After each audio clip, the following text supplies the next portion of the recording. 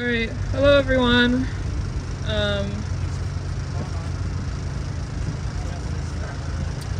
All right, thank you guys for being here. I know the weather hasn't been super great this past couple days, but thankfully it's let up and we're able to be here together. Today we're here to mourn the deaths of disabled people murdered by their parents and caregivers, and hopefully bring attention to the larger issue of filicide and ableism and problematic views on disabled life in our society. My name is Nicole Russell. I'm a 25-year-old autistic woman currently living in Brooklyn. I run a community group for autistic adults in the New York City and tri-state area. This is personally my first year holding a vigil, but nationally the Day of Mourning has been observed for 11 years now. The vigil is going to consist of talking about the history of the event, readings by other self-advocates, a reading of the list of names of the deceased. I also want to give a content warning for those who get triggered by topics of death, murder, violence against the disabled, and ableism. If you start to feel overwhelmed by the subject matter, please feel free to go take a walk in the park, sit down on a park bench. If you need to be indoors, there's a library, I think a few blocks away, and a Starbucks over there. The library is open till 7, so yeah, feel free if you start to get overwhelmed because this is a very heavy subject matter. Also in the front we have earplugs if you start to get overwhelmed by all the sounds. I know we're in the middle of Manhattan, so it is super loud. All right, so the Day of Mourning was created in 2012 by the Autistic Self-Advocacy Network, or ASAN, and other disability advocacy groups like Not Dead Yet. It was created as a response to the murder of George Hodgins, a 22-year-old autistic man killed by his mother. We as a community have been trying to shine a light on the largely disregarded issue of filicide and disability erasure.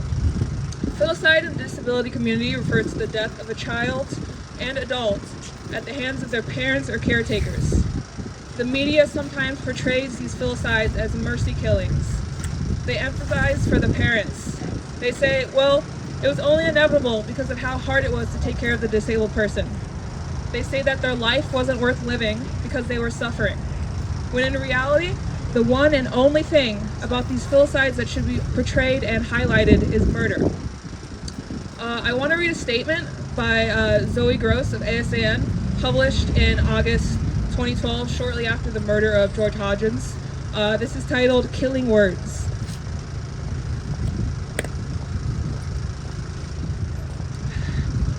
On March 6th, a 22-year-old autistic man named George Hodgins was murdered in Sunnyvale, California. His mother, Elizabeth, pulled out a gun and shot him point blank and then killed herself. In the following days and weeks, journalists wrote about George Hodgins' murder. In their articles, they called him low-functioning and high-maintenance, and called Elizabeth Hodgins a devoted and loving mother. They sought out quotes from other parents of autistic children who normalized the crime by saying things like, "Every mother I know who has a child with special needs has had a moment like that." People came to comment on these articles. They said that they felt sympathy for the mother. They called her George's guardian angel. They said no one should judge her unless they walked in her shoes. They said that it wasn't wrong because he was autistic, and autistic children are hell to raise. They said that it wasn't wrong because she was obviously responding to a lack of services, and in fact she had refused services. They said that it wasn't wrong because he was disabled, so his life couldn't have been very good anyways. On March 8th, Robert Latimer went on television to talk about how loving and compassionate it was when he gassed his disabled daughter, Tracy. He called for euthanasia, the murder of disabled children by their parents, to be legalized in Canada. The woman who appeared agreed with him. She has 2 disabled children who she would like to kill, but she can't because it's against the law. No opposing viewpoints were presented. On March 17th, the Autism Society released a statement about the tragic story of Elizabeth Hodgins, which shows that high stress on parents is very common in the autism community. The statement, signed by both Autism Society presidents, blamed her actions on a lack of services. They also noted that the divorce rate among parents with a child with autism is as high as 70% due to the pressure This is actually a myth that was debunked in 2010. They never even mention George's name. On March 31st, Patricia Corby drowned her 4-year-old autistic son, Daniel, in the bathtub in San Diego, California. We need to start looking at these murders as copycat crimes, which are encouraged when murders of disabled people receive positive press. Just as Katie McCarran's murder followed autism every day, Daniel Corby's murder followed George Hodgins' murder, and subsequent media coverage was excused, explained away, or even promoted the murder of disabled people by our parents. When journalists call mothers loving and devoted parents, when television shows give Robert Latimer airtime, when parents normalize murder by saying that all special needs parents have had murderous thoughts, the result is an environment in which these murders are seen as acceptable. Media coverage like this sends a message that homicide is normal, understandable response to any discomfort one might experience when parenting a disabled child, and we can't pretend that other parents of disabled kids aren't hearing that message. Let me present to you a sequence of events. If you wrote an article on George Hodges' murder, or if you gave a quote for one, or if you covered it on television, or if you blogged about it, or if you commented on it, and if you said that no one should judge the murder as wrong, if you said that Elizabeth Hodgins was driven by murder by George's autism or by lack of services, if you called the murder understandable, if you said it wasn't a murder, it was a mercy killing, if you said all parents of special needs children had felt that way, please take a minute to wonder if Patricia Corby heard you.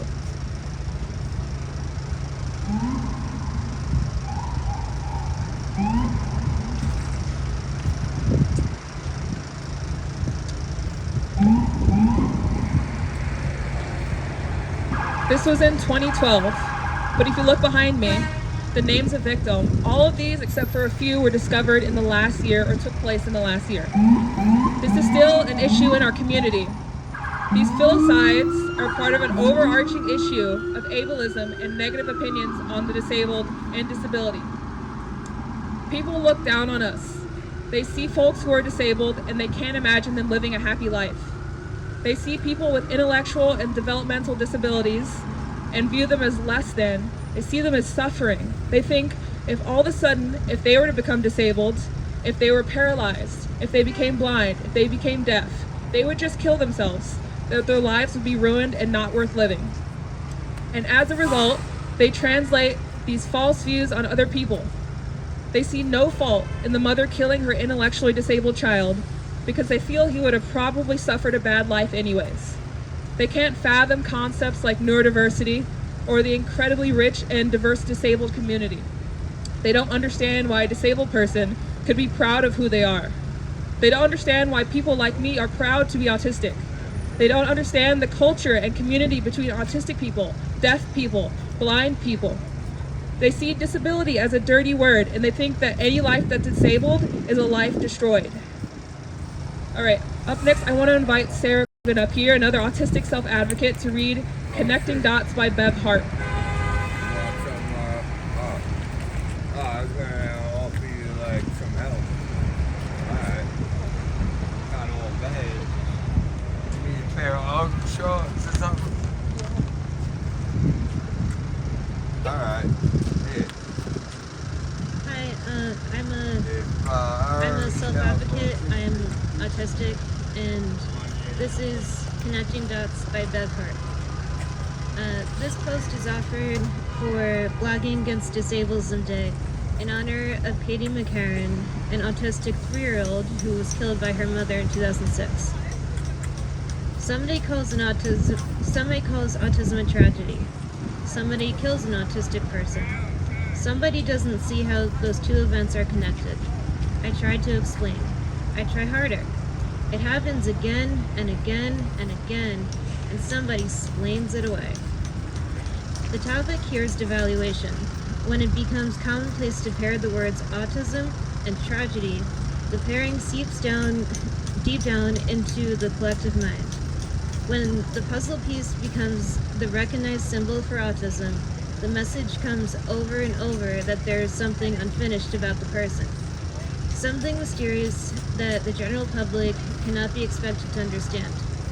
Now, when someone hears autism, tragedy echoes in the background. puzzlement reverberates. This one is not like the others. This one is out of our range of understanding and compassion. Somebody calls my request for respectful language and symbolism political correctness. Though this respect exists barely anywhere, it is portrayed as enforced and therefore something that must be rebelled against. Somebody gets the bright idea to light buildings up for blue for awareness.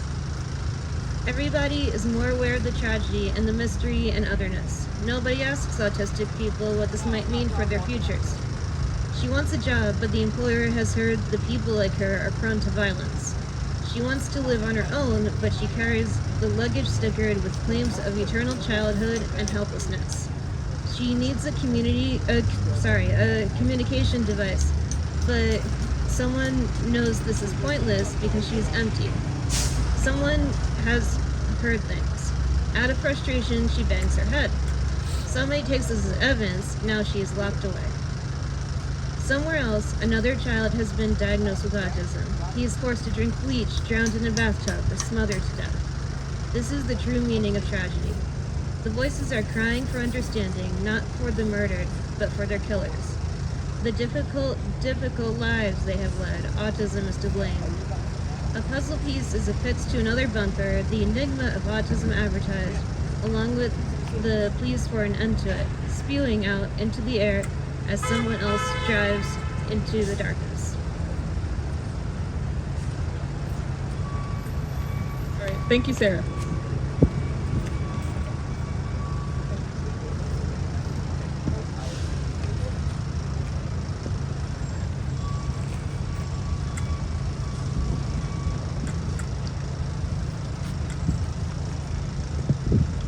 All right, so within our own New York community, filicide is still ongoing. Behind me, we've highlighted some victims within our own area who deserve better and deserve our remembrance. Recently, a high-profile case came back into the news. Millionaire pharma exec Gigi Gordon, who killed her 8-year-old son by force-feeding him drugs in a hotel. She recently committed suicide in her Brooklyn home following a court order that was supposed to send her back to prison. I tried to find information on her son, Jude Mira. Instead, I came across some really horrifying coverage on the murder, with some focusing on justifying the murder and justifying Gigi's actions. I want to read a couple of quotes from this article by an Associated Press writer in 2010. They start with prefacing Jude by starting with, for most of his tortured life. They next describe Gigi in the following quote: after years of struggling with his autism and her inability to help him, Gigi Jordan gave up. To those who knew her, she was a loving, overprotective single mother who snapped under incredible strain. They give many quotes from friends of the killer. Her life became an obsession with her inability to help the child she loved. It literally drove her crazy. She was brilliant, going to incredible ends, studying the latest medical literature, consulting with leading experts. I cannot understand her. Gigi was a loving mother. She was not a killer. They give quotes from her friends justifying the behavior. Some people can't stand a child who cries for hours. Can you imagine living with a child who's been screaming for 8 years? It's so lonely to love a child who is unable to express that back. You're driven to the loneliest place on earth, facing what feels like a failure with a child you haven't saved. And you believed with all of your heart that if you worked hard enough, you could. The argument is always that, well, taking care of autistic children is hard. There's a lack of services and resources for parents. It's no wonder why these parents snap. This was an incredibly wealthy woman who had access to any services she could have wanted. And regardless, lack of services does not justify murder. I ask that we remember to mourn for the death of the victim, 8-year-old Jude Mira. Other victims in our New York community who have passed within the last year include Briley Clino of Auburn, a 17-year-old girl with Rett syndrome. She died through neglect from her caretakers. She loved to travel and listen to various country music songs. Her most favorite thing to do was watch SpongeBob SquarePants. Just about everything she owned was SpongeBob. Her smile was infectious, and the love that she had for her family is unmatched. Eleanor Bernard, a Brooklyn resident, age 77 with dementia. who was beaten to death by a person she had taken into her home. She had a pet dog named Baby Girl. Neighbors described her as a fixture of her neighborhood. She was always looking for someone to chat with. Other New York victims who died within the past year, who unfortunately we know less about, include Josiah Green, Patrice Johnson, Andreas Huertas, and Chanel Calhoun. Filicide is part of a larger issue, which is the alarming amount of violence against the disabled.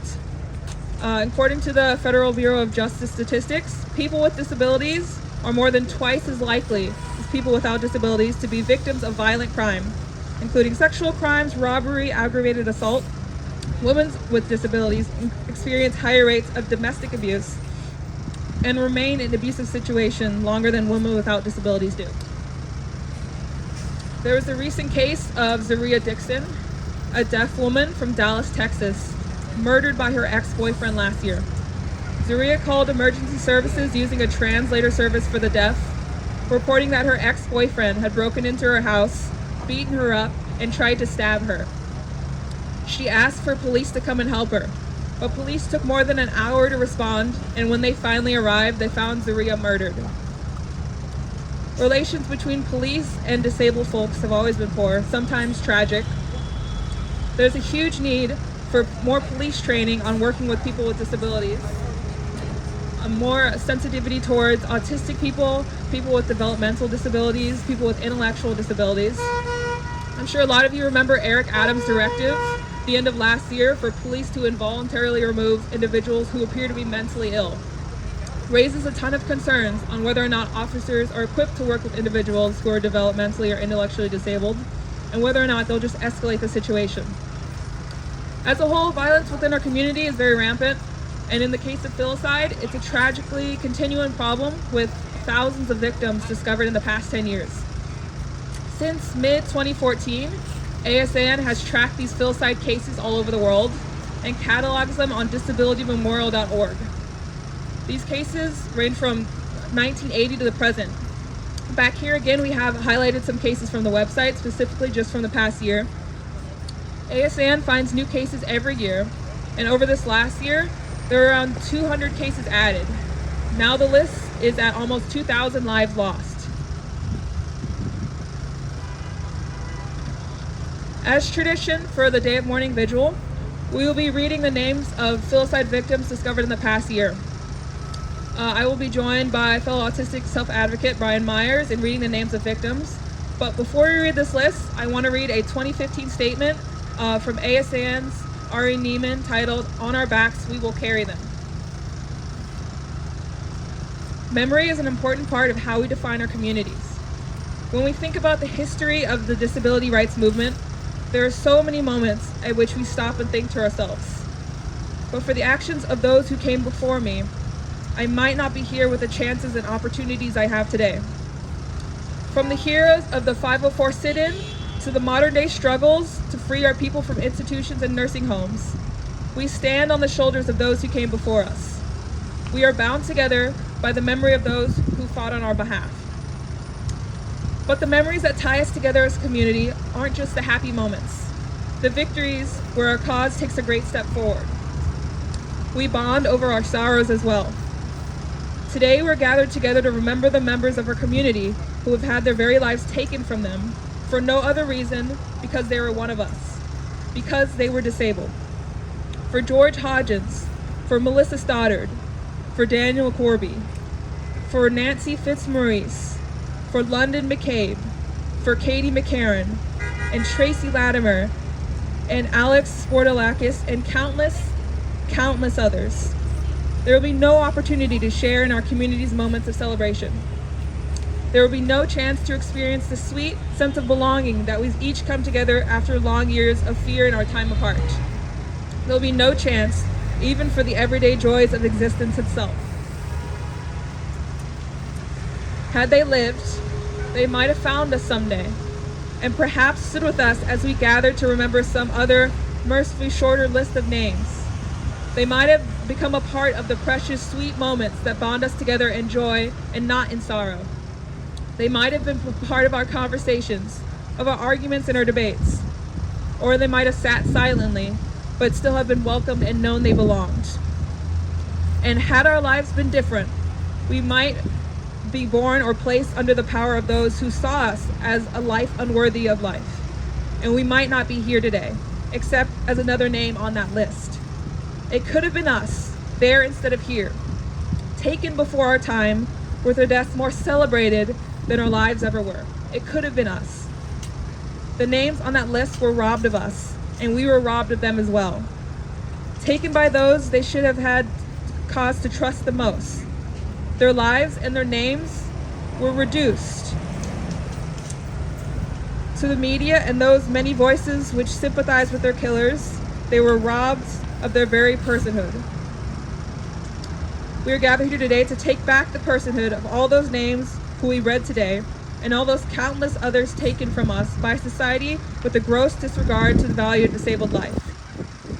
We are gathered here today to work for a world in which that list grows no longer, in which disabled life is no longer viewed as cheap by the powers that be, and in which each and every one of us has no reason to doubt that we have a place in this world. Until we reach that day, we are bonded together in a shared memory and sorrow. We will remember the names of the lives taken from us. On our backs, we will carry them so that the memory of their personhood will not perish from this world, so that the next generation of disabled people will join our ranks and have a chance to be a part of our community in life, not death. Together, we take on this obligation, now and for all time. To each of the names on that list, and to the countless others so taken from us, you are not forgotten. All right, so now I'm gonna invite Brian up to start. For those who are deaf or hard of hearing, there are some paper copies of the list we're about to read with all the names on the table over here. They're also printed on these two posters here. I know they're really small, so feel free to just take one of those copies. And after we read through this entire list, we're gonna follow this with a moment of silence. At the end, we're gonna have a reading of the poem You Get Proud by Practicing. Julie Jensen, age 40. Michael Snyder, age 43. Amber Haig, age 19. Sophie Jaworski, age 83. Dalton Gilmer, age 63. Sherry Lowry, age 50. Kathy Wangler, age 48. Richard Fowler, age 34. Maria Alvarez, age 2. Rhonda Castro, age 23. Debbie Holden, age 58. Charlie L., age 30. Evan Hemsley, age 14. Adam Snyder, age 8. Patricia Mulder, age 66. Abby Spear, age 33. Angelina Castillo, age 3. Jimmy Englund, age 27. Jesse Wilson, age 10. John M. Nichols, age 77. Surjana Reddy, age 12. Vishnuvardhan Reddy, age 12. Comfort Thompson Penne, age 18 months. Elise Green, age 65. Wendy Henson, age 74. Samantha Frazier, age 38. Zamira Dominguez, age 5. Mark Randolph, age 50. Julia Burdett, age 61. Stephen Ehrig, age 77. Name unknown, age 42. Penny Clark, age 45. Brian Hagnes, age 61. Brenda Venables, age 48. Barbara Walsh, age 65. Kyrell Matthews, age 2. Harmony Montgomery, age 5. Anna Vasquez Rodriguez, age 68. Donna Harris, age 53. Patrick Callaghan, age 23. Shirley Brewer, age 48. Megan Todd, age 42. Tracy Hamby, age 37. Gerald Walton, age 21. Eduardo Jose, age 17. Kelly Ray Woods, age 5. Angela Nguyen, age 11. Name unknown, age 63. Cameron Joseph Gordon, age 3. Kayla Tifford, age 16. Nicholas Caltarella, age 83. Enia Sake, age 47. Cadence Langley, age 14. Mr. Mukai, age 51. Felicity May Harvey, 20 days. Connie Hunt, age 72. Genevieve Adian, child. Travis Scott, age 13 months. Name unknown, age 68. Wendy Cole, age 70. Jordan Brooks, age 17. Margarita Sandoval, age 19. Winifred Grover, age 89. Shannon Zeal, age 50. Joseph Barney, age 8. Zoe Schaefer, age 4. Alaya Artis, age 12. Elsie Pinder, age 66. Shuji Sugasawa, age 93. Kason Blackshear, age 5. Harrison Loudon, age 3. Pindal Nagurua, age 65. Harvey Borrington, age 3. Jamie Now, age 29. Name unknown, child. James Westcott, age 30. Don Walker, age 52. Jacob Ardagna, age 47. Jane Stone, age 75. Catherine Jones, age 90. William Fitzhugh, age 82. Mara Flores, age 79. Rocky Linsalone, age 74. Name unknown, 23 months. Name unknown, age 5 months. Svetlana Shiryeva, age 23. Janice Hunter, age 75.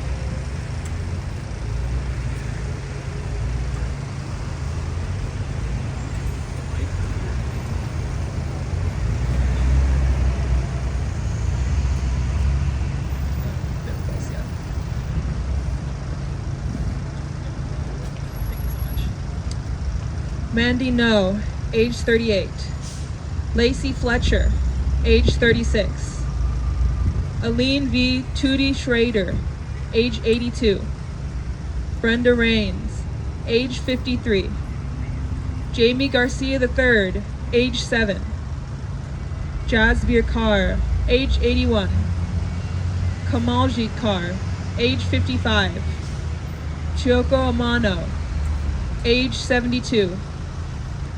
Amir Tavarzan, age 19. Melvin Weller, age 62. Brayek Paquet, age 16. Jason Wilkie, age 34. Zaria Dixon, age 25. Riley Clino, age 17. Edward Kessler, age 64. Gopuchand, age 14. Catherine Newhouse, age 19. Name unknown, age 5. Rosemary Webster, age 85. Thomas Conley, age 63. Trayshawn Brown, age 7. Grisia, age 68. Helen Laurie, age 83. Megumi Yamada, age 46. Mr. Chen, age 64. Stephen Early, age 59. Heather Bernard, age 14. Richard Rutherford, age 87. Bailey Cowell, age 18 months. M.E., age 16. Name unknown, age 2. Gertie Duncan, age 79. Harvey Baker, age 74. Kaleikal Ranjini, age 55. Sharon Mook, age 82. Jamie Ward, age 50. Carla Jacobs, age 74. Eli Hart, age 6. Sarah Latimer, age 32. Braylee Hines, age 2. Name unknown, age 30s. Pankaj, age 22. Kimberly Bridges, age 75. Hina, age 42. King Dewey, age 3. John Hoover, age 44. Name unknown, age 72. Donna Mayfield, age 87. Joanne Harris, age 82. Leela Goplin, age 55. Luis Benitez, age 38. Zeus Cox, age 3. Catherine Sokolich, age 63. Pamela Gregory, age 67. Timothy Ferguson, age 15. Gabrielle Rowe, age 16. Annette Boyle, age 83. Prakash Thakur, age 26. Gulabai Kirketa, age 23. Eleanora Bernard, age 77. Dominic Ladden Paddock Wood, age 4. Chanel Colhoun, age 26. Kadaris Maddox, age 13. Michael Obra Longston, age 75. Adam Cortez, age 27. Teja Sweeney, age 1. Name unknown, age 81. Driti Balakrishna, age 4. Patricia Martinez, age 57.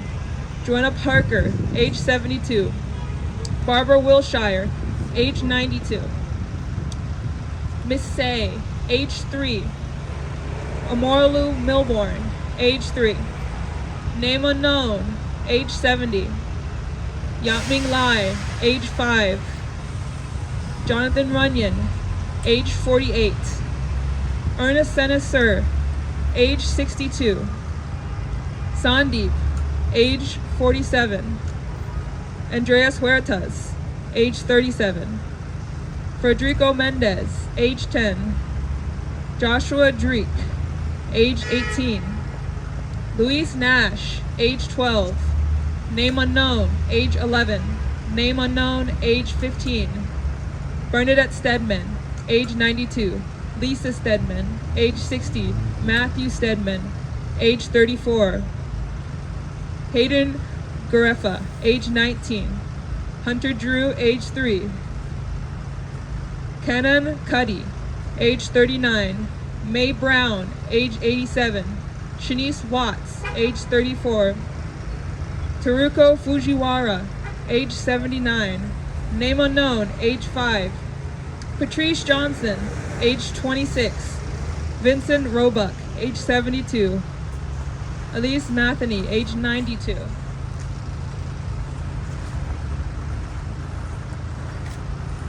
Shivi Ma, age 50. Milagros Martin, age 5. Edwin Colson, age 45. Name unknown, age 67. Josiah Green, age 18. Name unknown, age 14. Name unknown, age 4. Yu Ha Ching, age 47. Athena Brownfield, age 3. Aria Smith, age 3. Name unknown, age 6. Caleb Bogan, age 5. Mary Fisher, age 72. Megan Fricks, age 26. Skylar Wilson, age 4. Waleed, adult. All right, now we're going to take a moment of silence for all the lives that have been lost.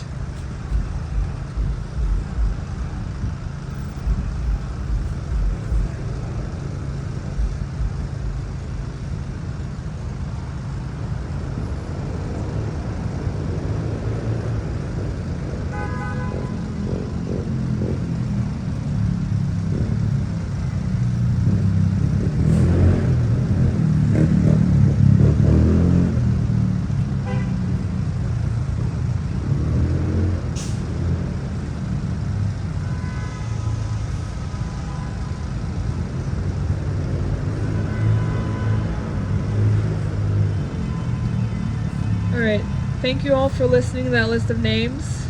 I know it's incredibly tough once it sets in and you realize that each name was a life, each was a life tragically cut short. And while it's very important to remember those who we've lost, I also want to emphasize the importance of self-care and recognizing your emotions. Please take time today to care for yourself and make sure you're acknowledging every emotion that you felt this evening. For the majority of the vigil, we've mourned those that we've lost and recognized this big systemic issue of ableism in our community. And I think moving forward, for those of us who are self-advocates, it's important to fight against the stigma and the beliefs that our lives aren't worth living. And that doesn't have to be through protesting, fighting the system, or always being vocal and outspoken against ableist views. A large way to fight the stigma is within yourself, by fighting self-hate and nourishing pride within ourselves. We're going to end this by reading a poem called You Get Proud by Practicing by Laura Hershey. If you are not proud for who you are, for what you say, for how you look, if every time you stop to think of yourself, you do not see yourself glowing with golden light, do not, therefore, give up on yourself. You can get proud. You do not need a better body, a pure spirit, or a PhD to be proud. You do not need a lot of money, a handsome boyfriend, or a nice car. You do not need to be able to walk, to see, or hear, or use big, complicated words, or do any of the things that you just can't do to be proud. A caseworker cannot make you proud, or a doctor. You only need more practice. You get proud by practicing. There are many ways to get proud. You can try riding a horse, or skiing on one leg, or playing guitar, or doing well or not so well, and be glad you tried either way. You can show something you've made to someone you respect and be happy with it no matter what they say. You can say what you think, though you know other people do not think the same way, and you can keep saying it even if they tell you you are crazy. You can add your voice all night to the voices of 150 others in a circle around a jailhouse, where your brothers and sisters are being held for blocking buses with no lift.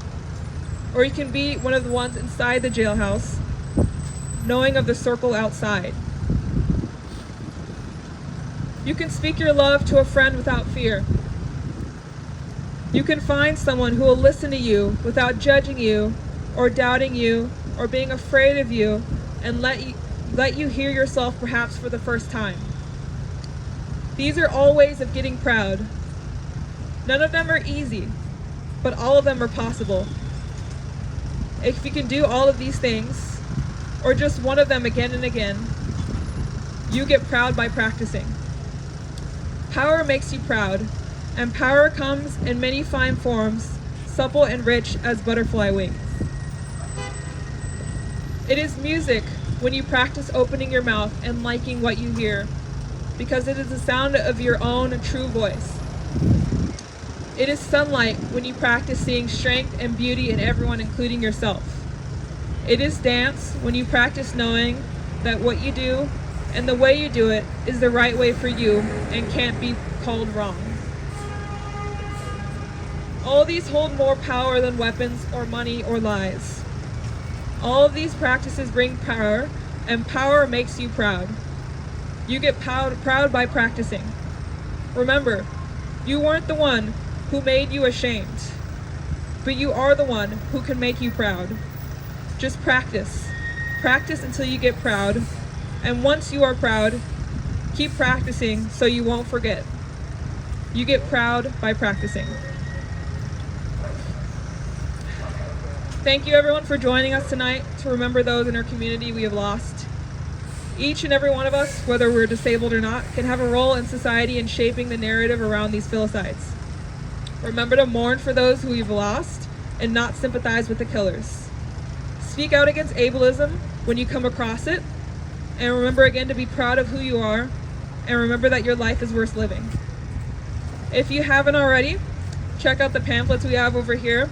There's a link that will take you to ASAN's toolkit, which shows you how to prevent filicides in your own community. Feel free to grab one and give them to folks at home who might be interested. And again, once you go home, please take care of yourself. Again, a lot of intense emotions, a lot of intense subjects being discussed tonight, and just don't forget about self-care. All right, thank you guys. Stay safe.